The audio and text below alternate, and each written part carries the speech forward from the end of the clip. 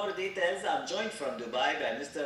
Arun Leslie joining me from Century Financial. Thank you for joining me. It seems that this is a bad year for cryptos.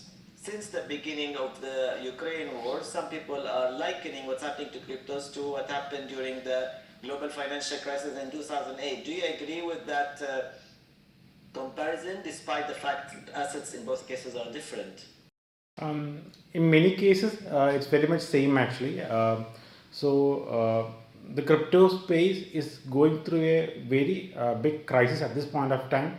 I mean, risk assets in general, not only crypto, in general, have gone through a period of lot of volatility. The crisis is comparable to 2008, but the reasons here are very much different. So in 2022, the major triggers for this crisis obviously is the Fed increase in volatility.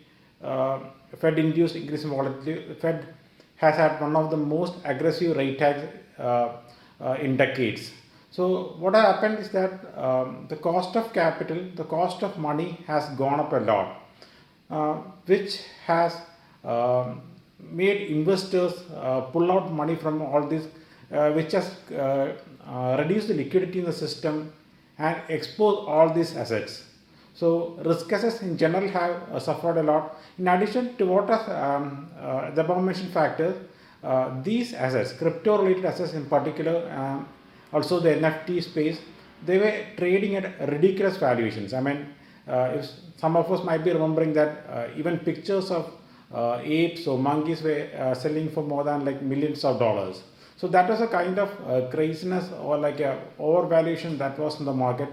Now it is bound for a correction, and the space is now going through that right now. The crisis is very much similar, but now the reasons are different. And to top it all, this particular incident also brings into consideration or like the fact that the industry is weakly regulated. So there are a lot of moral issues also involved. I mean, not only moral, maybe sometimes it might be bordering on criminal irresponsibility, in the sense that customers' funds were used for trading in the FTX episode, which is. Sorry to interrupt you, Mr. Aaron.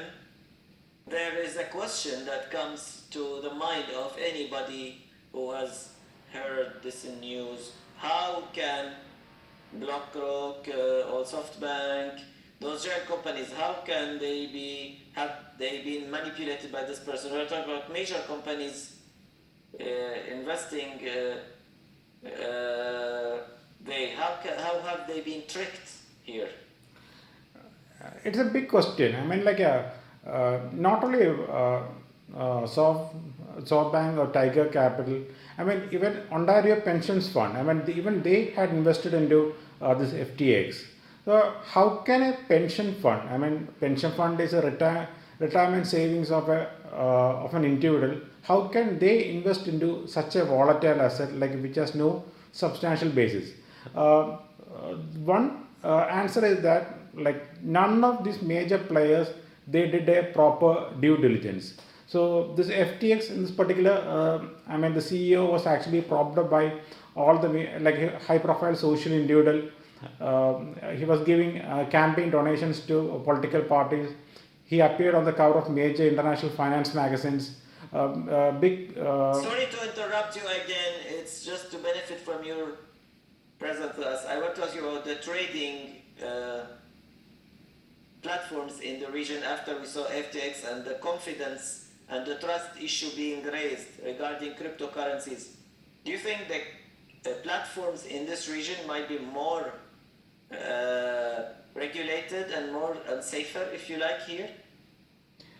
Generally, better regulated. As of now, DIFC in particular has put in a lot of regulations. They have put in a lot of rules. So generally, well regulated. I mean, from that aspect, the GCC region and especially UAE might be better off when compared to Western jurisdictions, because there has been practically no regulation in the Western part of the world. I mean, like at the basic level, it is what has happened here is this. I mean, Thank you so much for having joined us. It's the end of the show. Thank you for your insights. Sorry to interrupt you. You have joined us from Century Financial. Have a day.